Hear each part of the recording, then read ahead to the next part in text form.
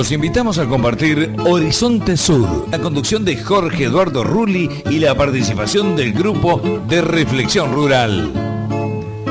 Horizonte Sur nos invita a una mirada desde la ecología sobre la política, el peronismo y los nuevos colonialismos, los modelos de las nuevas dependencias que nos colonizan, la soja, la megaminería, los agronegocios y la producción de biocombustibles. Nos desvelan las amenazas a nuestra soberanía y a nuestros patrimonios.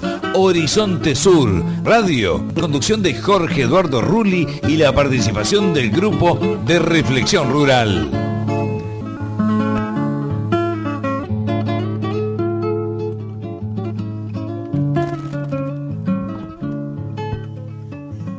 Buenos días a todos en Horizonte Sur, en una nueva mañana de sábado.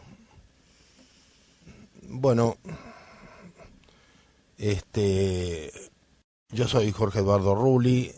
Hace muchos años que venimos emitiendo al aire este programa Horizonte Sur, desde las épocas lejanas del 2003, 2004, sí, en Radio Nacional, hasta que fuimos censurados, y luego seguimos con Horizonte Sur a la intemperie primero, y luego en esta radio AM 690.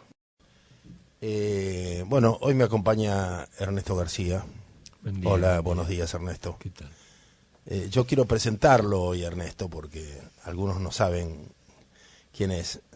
Hace muchos años, allá en los 70, cuando estaba Cámpora en el gobierno, yo fui elegido para una tarea que no había demasiados voluntarios. Se trataba de hacerse cargo de una importante extensión de campo que era de la Universidad de Buenos Aires. 1000 hectáreas. Un poco más de 1000 hectáreas, sí. Pero la ambición era también nuclear a otros campos. El problema era que la oligarquía de entonces, que realmente era la oligarquía vacuna, utilizaba estos predios del Estado para hacer ciertos experimentos que requerían esfuerzos importantes del plano de la inteligencia académica, pero también importantes inversiones. Y estas prácticas sobre sus ganados se hacían a costa del erario público del Estado, y luego eran aprovechados en sus propios campos. Por haber sido estudiante avanzado de medicina veterinaria en épocas anteriores, yo conocía a de estos personajes, algunos profesores, algunos antiguos compañeros míos de cursada.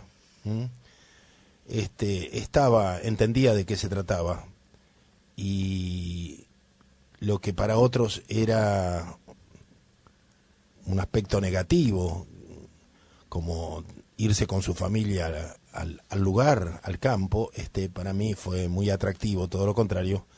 Así que bueno, decidí asumir este compromiso, que fue uno de los momentos más importantes de mi vida, porque realmente me brindó un campo de lucha muy interesante, a la vez muchas alegrías. Y bueno, y allí lo conocí a Ernesto. Ernesto era nuestro contador. Decí quién le llevó. No me acuerdo. A ver. Héctor Huergo.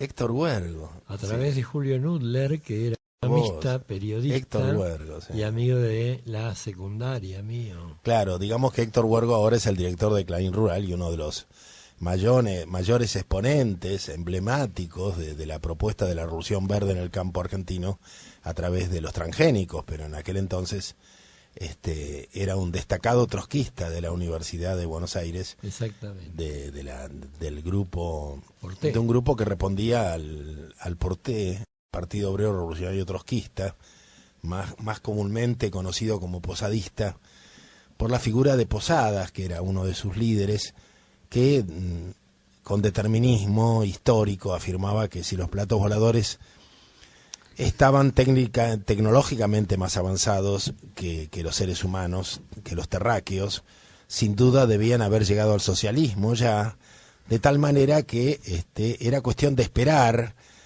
hacer un contacto cero de cuarto tipo con los extraterrestres para incorporar el socialismo a nuestras pobres tierras terráqueas, ¿no? Entonces, bueno, esto era visto con un cierto sarcasmo, con una cierta burla de parte del común, de los que actuábamos en política en aquel entonces.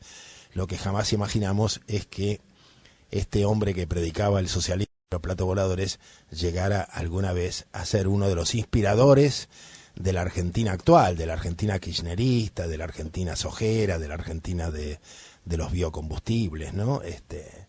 Bueno, estas son las situaciones, y además yo quería contar que me acuerdo de una situación que atravesamos muy terrible, porque en un momento dado un grupo que dimos por sentado que era de la AAA, pero que en realidad uno generalmente le aplicaba el nombre de AAA a más de un grupo armado en una época en que lo que abundaban eran los grupos armados.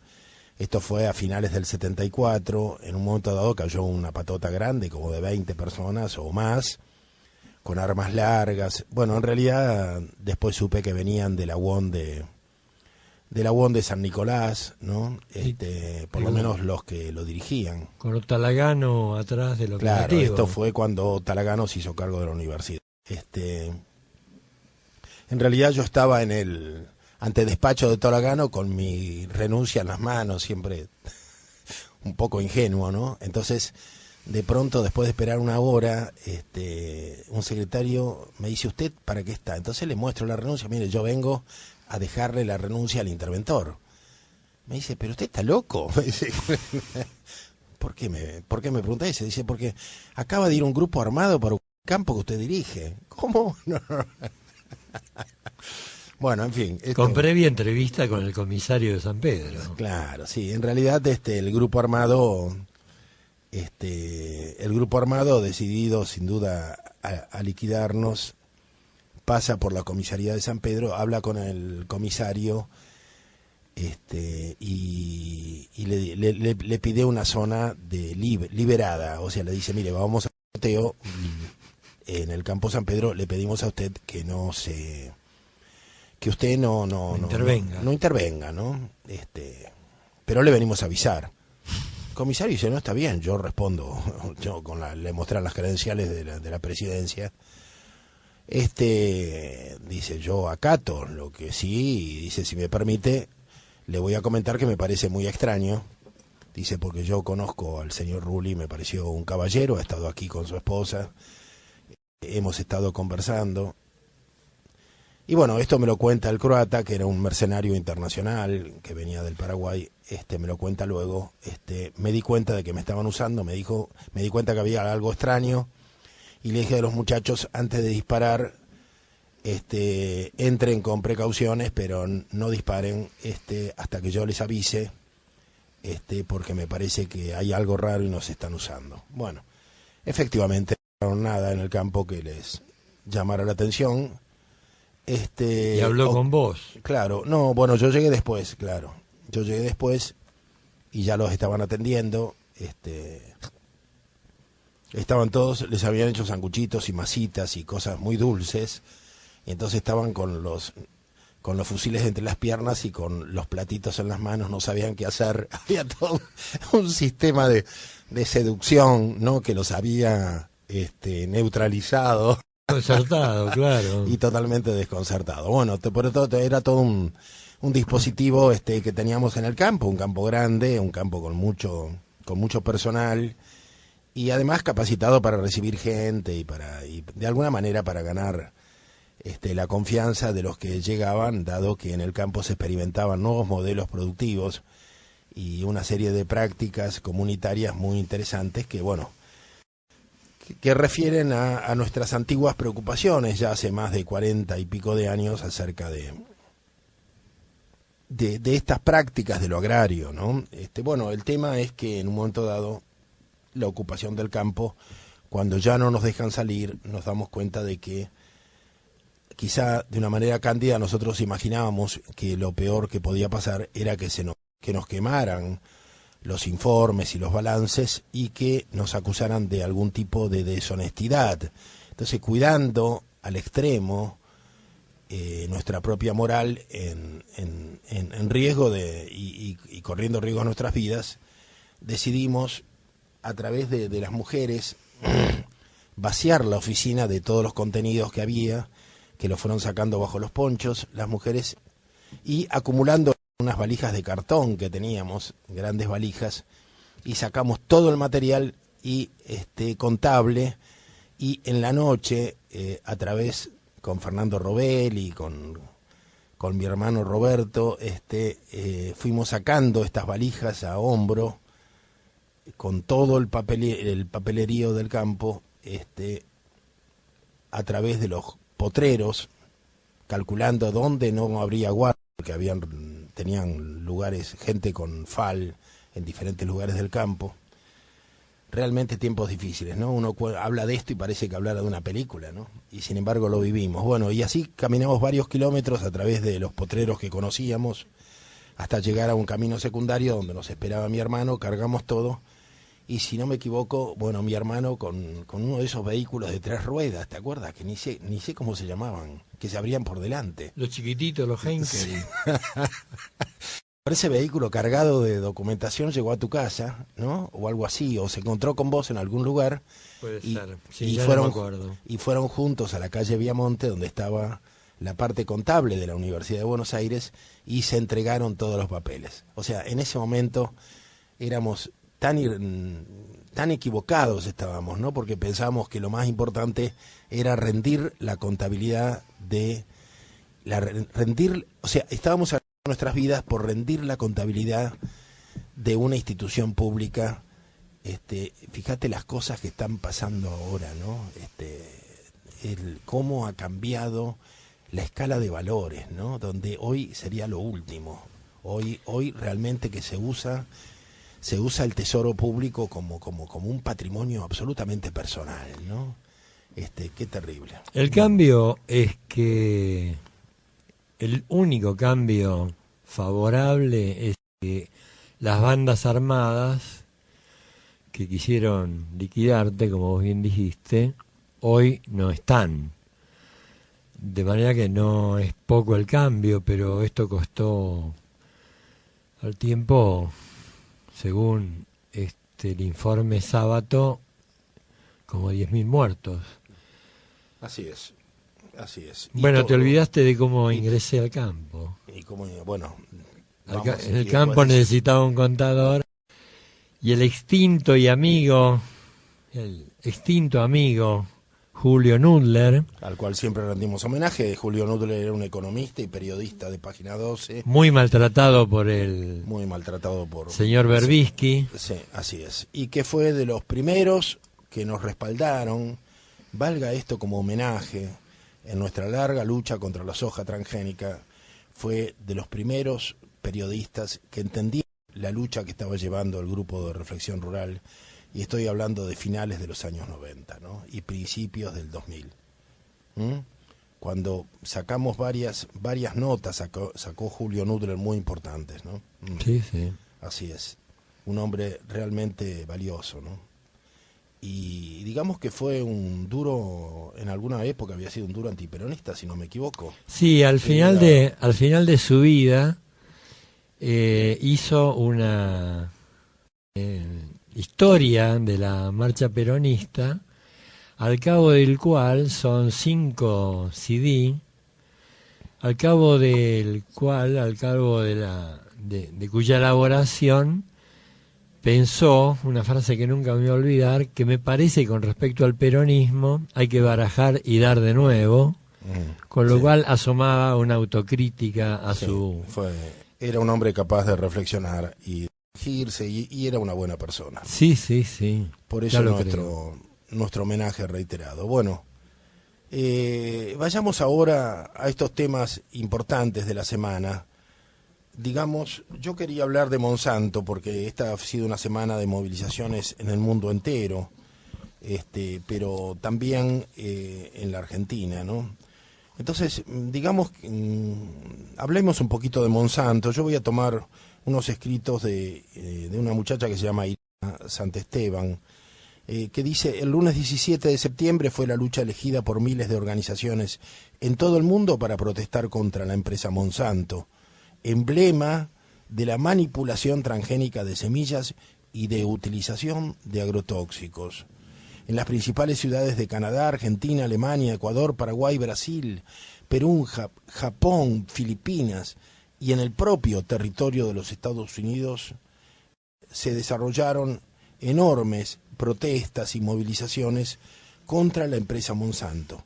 La más importante se celebró en la sede principal de esa multinacional en San Luis, estado de Missouri, donde fue fundado en 1901 por John Francis Queeny, comenzando con la distribución de sacarina y luego con el negocio de plásticos y resinas. En la época de los 70, Monsanto se dedicó a la fabricación de bebidas, actividad que constituye hoy su principal negocio, junto a la producción de semillas genéticamente modificadas, tales como la soja transgénica. En los años 60, junto al Dow Chemical y otras empresas, Monsanto fue contratada por el gobierno de los Estados Unidos para producir el agente naranja, poderoso herbicida que fue utilizado en la guerra de Vietnam, produciendo devastación de las selvas vietnamitas y de las cosechas, con el doble objetivo de privar a los guerrilleros de alimento, también como estrategia militar para destruir la vegetación selvática, que era un refugio seguro para los combatientes del Vietcong, el Vietcong era el ejército de los vietnamitas que luchaban contra la ocupación norteamericana de su territorio. Esta poderosa arma biológica causó aproximadamente 400.000 muertes y pérdidas de miles de hectáreas de regiones selváticas, más 500.000 de nacimientos de niños con malformaciones, 500.000, niños malformados. Hay numerosas películas acerca de estos niños vietnamitas que siguen naciendo con malformaciones y con discapacitaciones de todo tipo. Además de todo esto, produjo bajas y contaminación en muchísimos soldados del propio ejército norteamericano. Muchos de ellos están implicados en juicios contra Monsanto. No solo en Vietnam ha dejado la marca letal la empresa Monsanto. En la ciudad de Bhopal, en India, en 1984, un escape de gas tóxico de una fábrica de pesticidas perteneciente a esta compañía y posteriormente adquirida por la Dow Chemical, dejó miles de muertos y damnificados. En el territorio estadounidense, así como en Francia y otros países, Monsanto ha debido afrontar decenas de juicios por las consecuencias en la salud y la vida de las personas que viven cerca de sus fábricas, ya sea por contaminación de las aguas o por la utilización de herbicidas. Más recientemente, Monsanto ha debido enfrentar en Brasil una millonaria demanda por el cobro indebido de patentes, por el uso de sus semillas transgénicas y de sus herbicidas. En este caso, los accionantes protestan por las consecuencias en el medio ambiente o en la salud de las personas, sino porque durante varios años debieron pagar un 2% de su producción a Monsanto, hasta que un juez de primera instancia de Río Grande do Sul y de la propia Corte Suprema de Justicia del Brasil dictaminó que esa patente había vencido y por ello se le reclama que no cobre a Monsanto, que no cobre más las patentes y que devuelva los montos percibidos indebidamente. La jornada del 17 de septiembre fue convocada principalmente a través de las redes sociales, pero también por otros medios tradicionales, con la consigna principal de rechazar la producción de semillas transgénicas, organismos genéticamente modificados y agrotóxicos que las acompañan. La marcha principal tuvo lugar en San Luis, principal sede de Monsanto, y fue convocada hace 3 semanas bajo el nombre de Occupy Monsanto, Ocupar Monsanto, en una clara referencia al movimiento Ocupar Wall Street, surgido hace un año para protestar por el accionar de los bancos y del sector financiero en los Estados Unidos. Bueno, digamos en América Latina las movilizaciones más importantes se hicieron en Paraguay y en la Argentina. En tierra paraguaya la convocatoria coincidió con la llamada Semana de la Semilla, organizada por movimientos campesinos en defensa del uso de semillas nativas y criollas frente al accionar de las multinacionales agrícolas. Luego del golpe de Estado que derrocó al presidente Fernando Lugo, el presidente de facto, Federico Franco, liberó la comercialización de semillas genéticamente modificadas que antes estaban prohibidas. Es decir, recordemos que se dice que Monsanto habría estado atrás del golpe de Estado, sí, que justamente una de las razones fue la no liberación de estas semillas de Monsanto, una de las razones del golpe de Estado. Bueno, en Argentina las marchas ocuparon las calles de ciudades como Córdoba, Buenos Aires, Bahía Blanca, Rosario, Tucumán, entre otras, denunciando el accionar de Monsanto en particular frente a la inminente instalación de una nueva planta de esta empresa en la localidad de Malvinas Argentinas, a 60 kilómetros de la capital de Córdoba. Con el acuerdo del gobierno. Totalmente. Después vamos a hablar de esto. Argentina, digamos que junto con la India, es uno de los países cuyo modelo de producción agrícola se ha adecuado mejor a las exigencias de multinacionales como Monsanto, promoviendo una legislación que permita el uso de los OGMs, organismos genéticamente modificados, que están prohibidos en muchos países del mundo.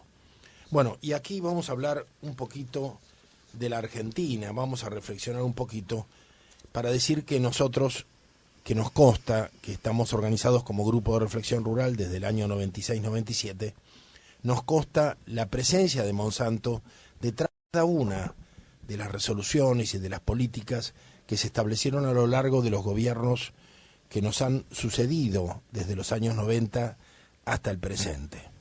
Monsanto siempre estuvo allí, a través de su gente. El tema es que fue una presencia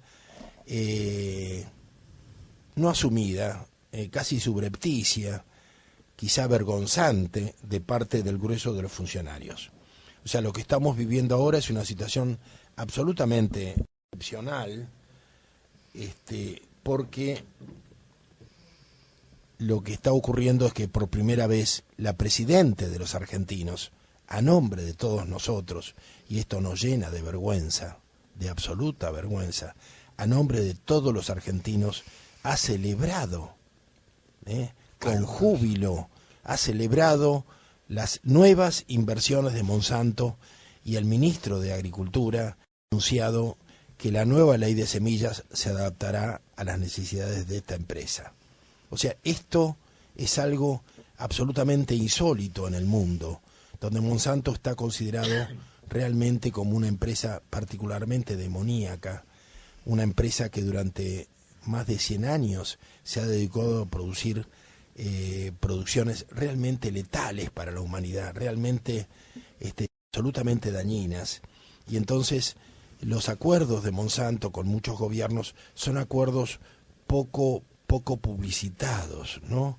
Encubiertos siempre, porque hay un sentido de la vergüenza que en la Argentina parece que no tenemos. O sea, los progresistas argentinos, los herederos de aquellos jóvenes radicalizados que querían la patria socialista, hoy asumen a Monsanto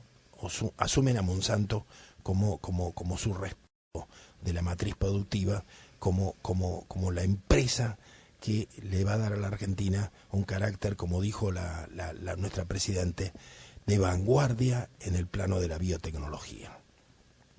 Yo querría agregar algo. Cuando Rulli acá habla del progresismo, a mí me parece que, con todo respeto, yo cambiaría la palabra progresismo por pseudo-progresismo. La palabra progresismo da a confundir que progresismo es una cosa buena, pero en realidad uno el progreso lo puede entender como algo que ayuda. El pseudo-progresismo se parece mucho al lo retrógrado, a lo reaccionario, a aquello cuyo único objeto es el de ganar dinero por encima de todas las cosas. Bueno, es otro debate. Yo pienso que estamos a un paso del abismo y hay, digamos, algunos dicen avancemos, ¿no? Exactamente. un paso adelante y nos caemos. Bueno, esa sería la idea de progreso que yo tengo, y creo que la idea del grueso de esta gente. Cuando hablo de progresistas estoy hablando de todos estos funcionarios, ¿no? Que bueno, que posiciones de izquierda y han llegado a esto, a las puertas giratorias, como se dice, ¿no? Hoy soy secretario de no sé qué y mañana vuelvo a ser ejecutivo de Monsanto, pasado vuelvo a un cargo de asesor del ministro, y recontra pasado mañana vuelvo a ocupar un puesto en Syngenta o en Monsanto. Bueno, digamos, en los últimos días esta situación de Monsanto invirtiendo fuertemente en la provincia de Córdoba motivó casualmente, seguramente por casualidad, que de pronto el gobernador de La Sota se transformara en un protagonista de primera línea de los grandes debates argentinos y se convirtiera en una aparente alternativa a la presidenta de la República, ¿no? Entonces, de pronto aparece como que es Cristina o es de La Sota. Bueno, en estos días estamos viendo cómo de La Sota se está con el peronismo federal y con otros muchos dirigentes del justicialismo, por lo cual uno reflexiona de cómo la política de Monsanto se instala en las diversas alternativas de la política, que de ese modo devienen en planes alternativos a la misma propuesta colonial. ¿Qué quiero decir entonces? Que Monsanto, en el plano de las políticas partidarias, hoy tiene un plan A y tiene un plan B. Mismo plan, ¿se entiende? Y nosotros vamos a pelear por una camiseta o por la otra, cuando ambas son planes alternativos de la misma política biotecnológica, ¿no? A mí me parece que una de las cuestiones en las cuales hemos insistido mucho es que las políticas de Monsanto, que antes eran vergonzantes, ahora son políticas de Estado. Son políticas de Estado, quiere decir que todo el Estado, los partidos y gran parte de la oposición, sino toda, lo asumen como destino argentino. O sea, la política se ha distanciado de la matriz productiva, que ya no discute. Cuando se habla de política se habla de otras cosas, no se habla de economía, no se habla de producción. Estoy incluyendo a funcionarios importantes como Kicillof, que son marxistas y que sin embargo no hablan más de economía, no hablan de la matriz productiva. Se habla de la política. Y cuando se habla de la política se habla de derechos humanos, se habla de homofobia, se habla de tantas cosas, pero no se habla más de las empresas, no se habla más de transgénicos, no se habla más del rol de la Argentina en el mundo en relación con los mercados globales. Esto es parte de la pesadilla a que nos han conducido. En ese sentido, muchas de las luchas populares, justas y legítimas, por enfrentar local y puntualmente las consecuencias de estas políticas productivas, han devenido en una manera de emprolijar el modelo en sus aspectos más feroces, y lo decimos con mucho dolor y sin saber bien cuál es la solución. Pero realmente, si yo estoy en un pueblo y lucho para que se alejen las fumigaciones, mi lucha es absolutamente legítima, como ahora es la lucha contra los aerofumigadores en la provincia de Santa Fe, y como tantas otras luchas que son legítimas porque se justifican desde la necesidad de la gente. Pero en realidad estamos simplemente limando, acotando los aspectos más feroces, más terribles de un modelo impiadoso como es el modelo de las sojizaciones. Me duele profundamente que la capacidad del pueblo argentino, siempre sorprendente, que días pasados, sin liderazgo alguno y desde las redes sociales, se puso más de 1 millón de personas en las calles de las ciudades argentinas, algo insólito, algo conmovedor, algo colosal, porque no hubo dirigencia alguna, y porque más allá de alguna anécdota de un tonto que le quiso endosar a Cristina las cruces del nazismo, y lo que hizo la prensa oficial fue sacar el nombre de Cristina y dejar las cruces gamadas como si fuera así un símbolo de las protestas, y esto para que se aprenda a no continuar con la escuela de Hollywood, de los buenos y los malos, y dejar estos símbolos bajo los que murieron y tantos y ocurrieron cosas tan terribles, dejarlos para el pasado y tratar de ser más discretos en estas cuestiones, no abusar de ciertas prácticas que son fácilmente, se pueden dar vuelta fácilmente, como ocurrió días pasados. Digamos que 1 millón de personas se manifestaron con carteles escritos a manos a favor de la seguridad, a favor de cosas muy locales, a favor de cosas muy sentidas por la gente, y este es el valor enorme, porque lo hicieron pacíficamente, lo hicieron sin grandes agresiones, lo hicieron sin liderazgos de ningún tipo, sin dirigentes políticos que los llevaran de la nariz, en un país donde estamos acostumbrados a que los actos se va porque pasan lista, porque te dan un tetrabric o te aseguran un almuerzo, o porque tenés que defender un puesto, o porque tenés una camiseta y estás convencido que tenés que defender a tu tribu.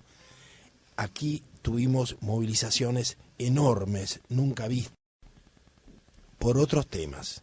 Y lo único que debo lamentar es que estos temas, como los de la lucha contra la empresa Monsanto, no estuvieran presentes. Ojalá que en las próximas movilizaciones el sentimiento nacional por una Argentina con soberanía alimentaria crezca, para que haya carteles contra Monsanto.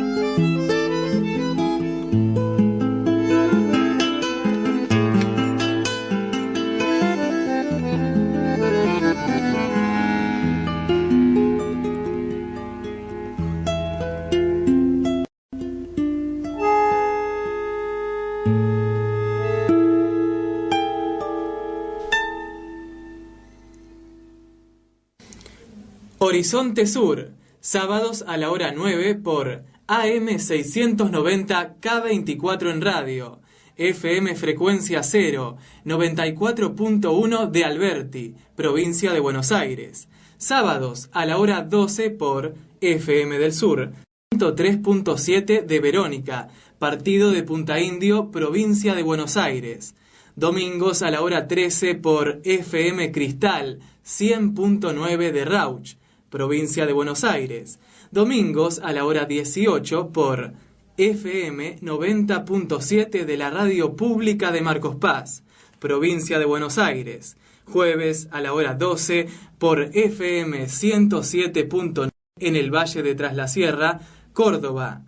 Se escucha también por www.arturocavallo.com.ar, www.pararelmundo.com, sitio web del GRR, www.grr.org.ar.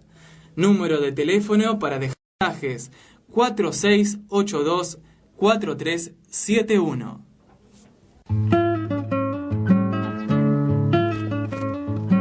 Estuvimos escuchando Viene Clareando, cuya autoría es de Don Atahualpa Yupanqui, en la versión del dúo que en guitarra tiene a su cargo Ricardo Moyano, cuyo bandoneón ejecutó Gabriel Ribano.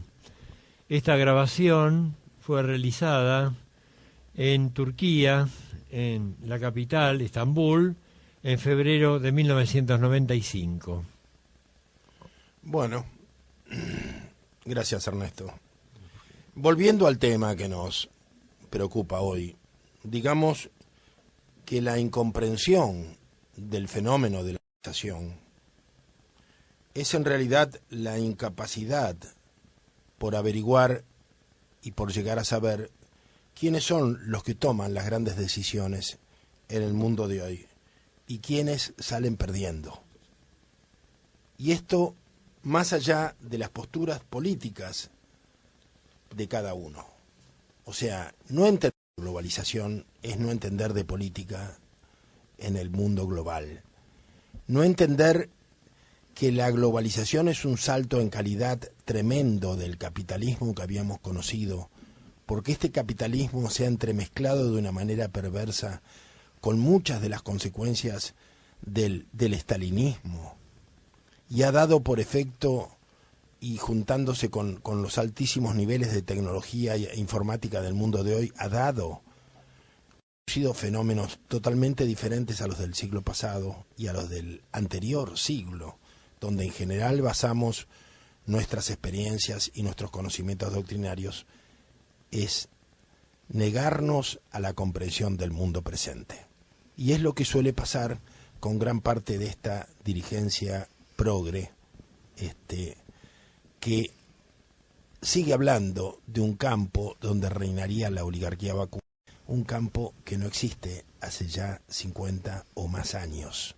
Y sin embargo hablan de la oligarquía vacuna, y yo creo que la gente debería sentirse abofeteada en su inteligencia cuando se refieren a un campo de este tipo, porque esta incomprensión de los verdaderos dueños del campo argentino encubre las políticas de entrega a Monsanto y a las biotecnologías. Por eso, antes de hablar de volver al tema de los transgénicos, vamos a hacer un pequeño repaso de los nuevos dueños de la Argentina.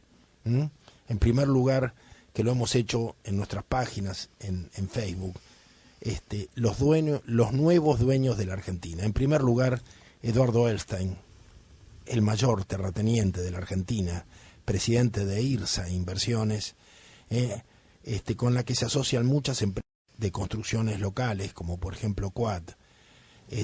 Además integra varios directorios de entidades sionistas de la Argentina, vicepresidente del Banco Hipotecario Nacional, miembro y tesorero del Consejo Empresario Argentino, vocal de la Cámara de Comercio Argentina-Israelí, miembro del Grupo de los 50, tesorero del Consejo Judío Mundial de Nueva York, etc.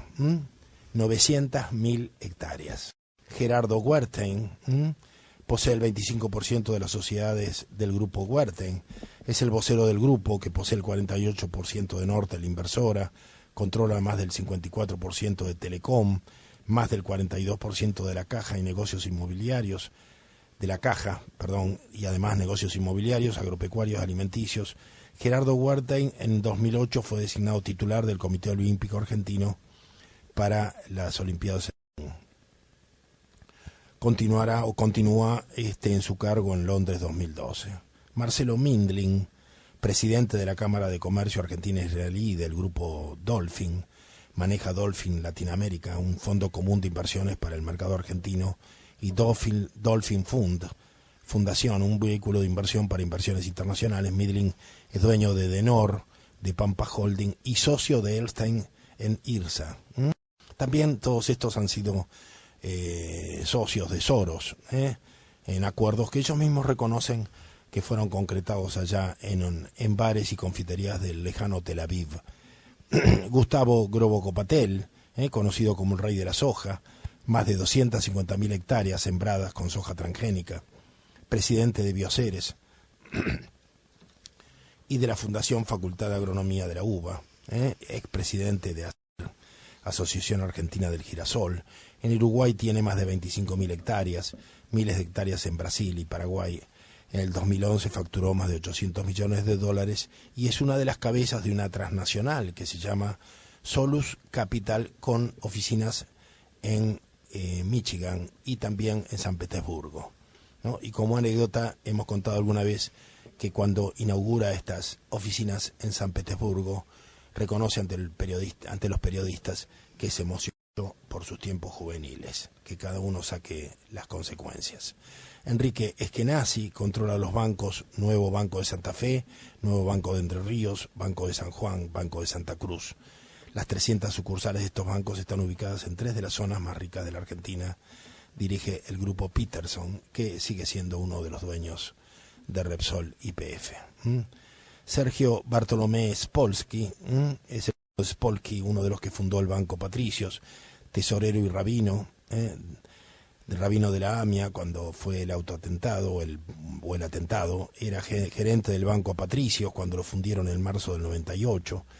A Bartolomé Spolsky se le atribuye una faltante de $42 millones del Banco Patricios cuando era presidente su tío Alberto Spolsky, un tema no aclarado que está aún en los tribunales, aún en litigio. Actualmente Sergio es presidente del Valle de las Leñas, sociedad anónima que otorga concesiones hoteleras en Chapelco, San Martín de los Andes, etc.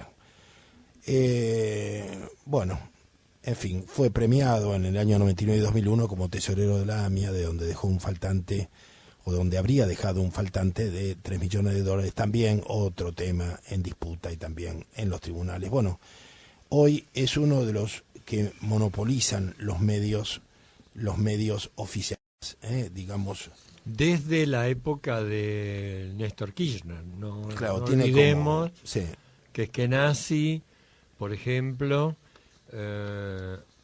Midlin ha sido protegido por la administración de Néstor Kirchner. Así es. Bueno, digamos que Spolsky dirige parte de los denominados multimedios K, que son los del grupo Spolsky. En muchos de sus emprendimientos tiene como socio a Matías Garfel. Este grupo posee, entre otros, Diarios El Argentino, Tiempo Argentino, Diagonales, Diario Buenos Aires Económico, Diario La Gaceta del Cielo, Semanario Miradas al Sur, Revista 23, Revista 23 Internacional, Revista Newsweek Argentina, Revista 7 Días, Revista Contraeditorial, Revista Asterisco, Revista Lonely Planet, Revista Cielos Argentinos, Radio América, Canal América 24, Canal SN 23, Crónica 24 con Urbano Online, Agencia Infofax, de la que depende Infosic y otras. Bueno, en fin, esta es la Argentina corporativa que nosotros, más allá de los discursos, señalamos como pesadillesca, en particular cuando a Vaca Narvaja se lo nombra ministro de una de las provincias más importantes, ¿no? Es decir, esta celebración de los 70 y a la vez de las multinacionales, que son las que conducen el proceso global, la desaparición del imaginario colectivo de la figura de Perón y el olvido de sus últimas directivas referidas a la globalización, como aquel documento emblemático que produjera en el año 72, meses antes de la reunión de Estocolmo, el documento o mensaje a los pueblos del mundo, donde anticipa que la línea de ajuste de los futuros años del próximo milenio va a ser los bienes naturales, y que el gran problema va a ser la alimentación, los alimentos, el agua, la tierra, los recursos naturales, y que todavía está vigente luego de 40 años. Nos lleva a tratar de entender estas líneas, estas complicadísimas líneas en las cuales parece que hay una izquierda, no digo que toda la izquierda, sino una buena parte de la izquierda que ante la traición, ante la flaqueza, ante la desaparición de las propias burguesías nacionales, este sector de izquierda convertido hoy en altos funcionarios asumen como propio el mandato del capitalismo internacional en la Argentina, que implica una nueva colonialidad.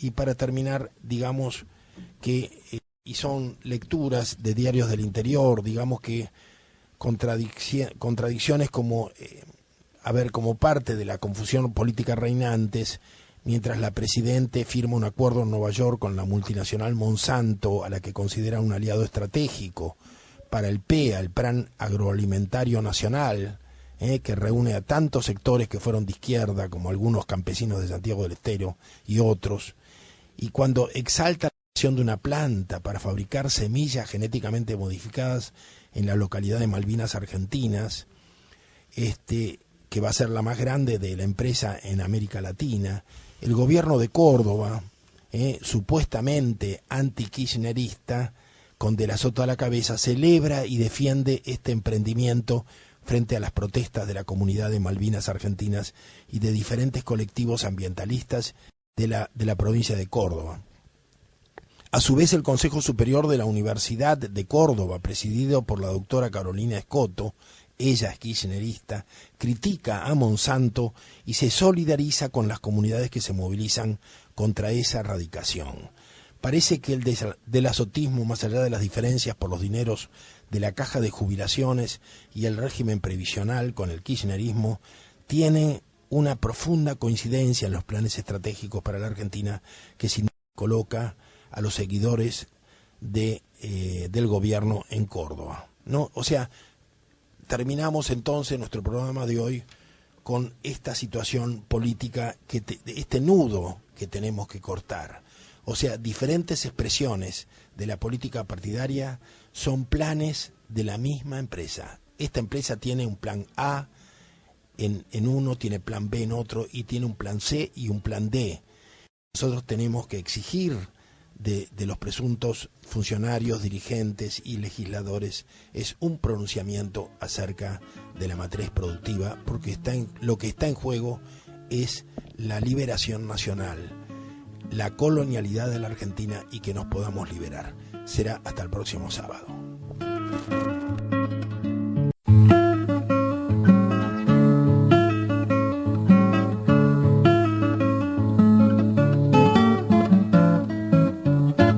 Los invitamos a compartir Horizonte Sur, la conducción de Jorge Eduardo Rulli y la participación del grupo de Reflexión Rural.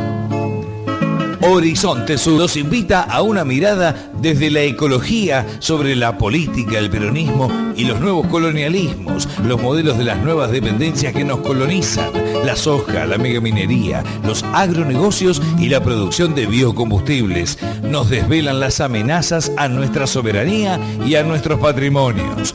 Horizonte Sur, radio, conducción de Jorge Eduardo Rulli y la participación del grupo de Reflexión Rural.